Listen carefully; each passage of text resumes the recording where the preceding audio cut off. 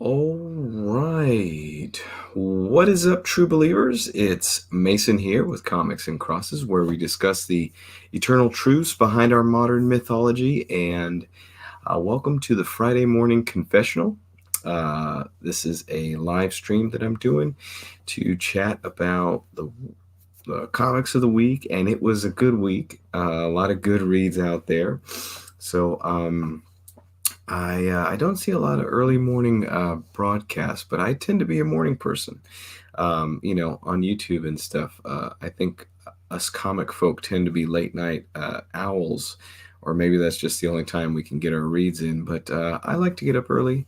Got up at 4:45 this morning, and Pacific time, that is.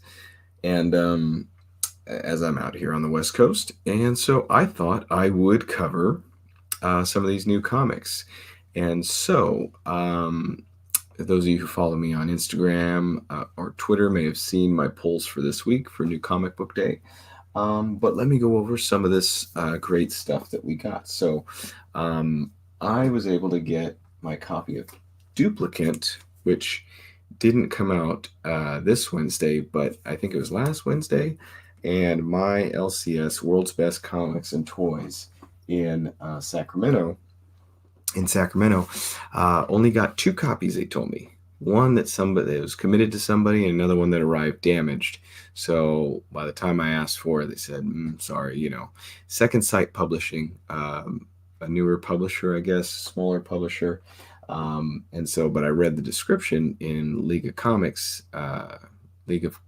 Geeks, and I thought, wow, it sounds really interesting. It's about a pandemic that affects people's organs, and then people are getting basically new organs created for them, and and uh, and basically, if they can't pay for them, they become an indentured servant. Is really what it is. So it kind of reminds me of there was a movie with Jude Law and I think Forrest Whitaker, and I can't remember the name of it, but it was like people, would kind of finance organs if they're having kidney failure or something like that. And then these two guys were Repo Man. It was called like Repo or Repo Man or something like that. And then these guys would go out and basically remove the organ that was donated to them and uh, leave these people when they couldn't pay for them. So kind of that sort of feel, and actually fascinating story, well told. I'm told that it's been optioned for a movie already. So I got this cover, and then my good friends at Lost in Comics, Chris and Oscar, they actually had their first exclusive cover made for this title, Duplicant from Second Sight Publishing. So I have one of only 50 created uh, covers coming my way soon. So that's pretty sweet. Other than that, some really good books came out from DC this week. And so there was Nightwing number 79. And so this is the second issue to come out from Tom Taylor. So Tom Taylor jumping on some titles to breathe new life into them. Very successful writer. A lot of what he touches is turned to gold. He's done, I think, Injustice. He did Dead Planet, or Deceased Unkillables, and Deceased Dead Planet. Really cool series. I guess it makes sense for them not to keep that going forever, but I almost wish they didn't end with Dead Planet.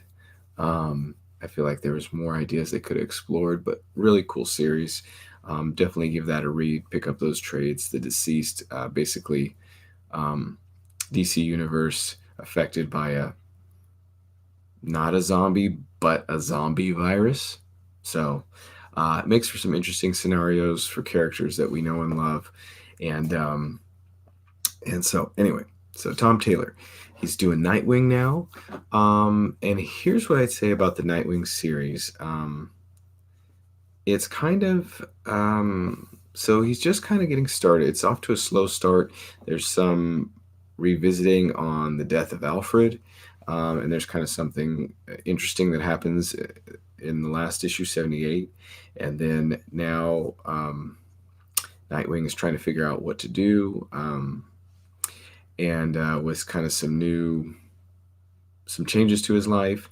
And so a lot has happened to Nightwing before this. I wasn't reading it, but I know that he kind of lost his memory or something. It just was kind of your typical comic editorial team doesn't know what to do, and they try some off the wall nonsense, and it's kind of stupid, but they have to keep going with it.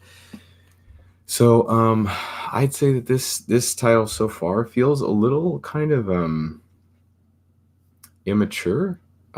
It's weird. It kind of feels kind of childish to me in a way that doesn't feel very threatening. He like finds this cute puppy, and there's a bad guy who's stealing people's hearts. Like he has a little gun that like takes their hearts out of their body. So it feels a little cartoonish and childish to me. But I mean, I'll give it another 1 or 2 issues, see where he takes it, if it's really interesting. But I'm really not won over by this yet. But still, it's well executed. Just a little odd in some of the choices. Also, The Flash was out this week. The Flash 769. So Wally West is back, and so the Flash literally. The reason I started picking it up again is because Wally West is the Flash again, at least in these stories. And so, for those of you who don't know, Barry Allen was kind of the Flash for a long time, like you see on the Flash series on CW. But but since like the mid '80s, Wally West, who was like Kid Flash, he took up the mantle of the regular Flash. He grew into that role, and I love that. I love when characters pass on mantles, grow up. Like when the story changes or evolves, it's like I think we were all cheering for Wally, and he was a great Flash for many years. He was my Flash. I mean, I was born in '86, so it's been Wally until a few years back. They brought Barry back and just do that thing that comic people do, is where they just return everything the way it used to be. And it's, I guess, safe or, boring in my opinion, but they don't pay me to control these comics yet, so maybe they will one day. The Flash is something that, like, there's so much time getting messed up because of these speedsters and how fast they go, and they can travel through time, and it's very comic booky. The Flash is, you really got to have, you got to be up for some crazy stuff. But this story that's been going on is fascinating, interesting. But Barry got his power speed back in this one, so that makes me concerned that it's just going to go back to Barry after this arc is done. Catwoman. Catwoman was out this week, and this is a title that I never thought I would pick up, but during the Joker War, there was a tie-in, and Ram V took over the series, and his writing is just so good. And then even the style of the art with this story is just great. Like, it just really sinks and fits, and it's like a spy, almost like a Ocean's 11 kind of feel to it. So it's been really, really good. I mean, she's like trying to take over the kind of underground. She's on a year break from her and Bruce. They almost got married, and all this stuff happened. So it's so she's kind of doing her own thing. And the story stands on its own. No Batman. I mean, Penguin's in there, the Riddler. But yeah. So that one is a good one. Ram V, anything he's writing right now is great. And speaking of which, there is the Many Deaths of Layla Starr. So this is something I wasn't planning on picking up. It's a foil cover. That's why it's so reflective. Pretty sweet. The B cover is a foil. Those are fun. And so it's from Boom Studios. It's Ram V again, and art by Felipe Andrade, and The Many Deaths of Layla Starr. So it's really interesting. This is good up my alley. So it's like this story is I picked it up because I found out it was from Ram V on New Comic Book Day. Like early that morning, I saw that and I thought, oh, I was going to ignore this title, but now I'll pick it up. And I'm glad I did because there's a lot to kind of digest in there. It's like this story of it seems influenced by Hindu ideas, but it's a basically the death, like, but it's not like Hades, like Greek death. It's like a Hindu kind of death, multiple arms and stuff. So she's like the god of death, and she comes into God's office and basically is being let go. And so like it's a job, and it's very witty and kind of what's the word, satirical. Um, and so death is mad because somebody is being born who will be able to bring eternal life um, to humanity. So kind of like a Christ-like figure, or I don't know if there's just somebody who's going to invent something. I wasn't super clear, but it sounds very prophetic, very Christ-like. And so say, "Oh, death, you're let go. Sorry, you've been working here for an eternity, but it's time for you to go." And she is so mad, and so she wants to be, and she's going to be turned mortal because she is no longer needed. So, and she's so upset about it. Oh, I have to live a mortal life. I'm going to get old and have my heart broken and have aches and pains. And so it's interesting. And then I won't spoil it, but I would recommend if you, um, and the way it's told is very creative. Ram V is just great. He's very masterful in the way he paces and lays out information and story. He's been excellent on Catwoman, the Swamp Thing, just the voice that he's able to have throughout his books is really great to just lead you on a story that you don't really know where it's going exactly. The most predictable might be Catwoman. Um, but oh, and Ram B just liked to tweet. I tweeted about him being one of the writers that I always pick up. So on Twitter, he liked that. Um, and I was saying him, Chip Zdarsky, and Philip Kennedy Johnson right now. I'm loving anything they put out.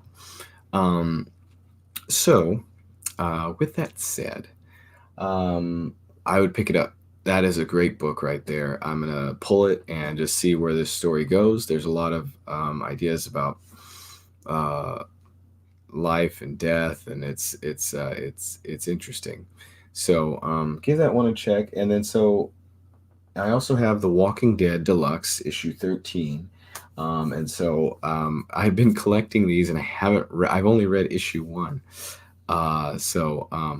But I'm planning on doing a big marathon and just like documenting my response to all these issues so that people who've read the series will kind of get the fun of seeing somebody who's never read it go through it. I've never watched the show. I know barely anything about The Walking Dead, but I know it's been a huge hit.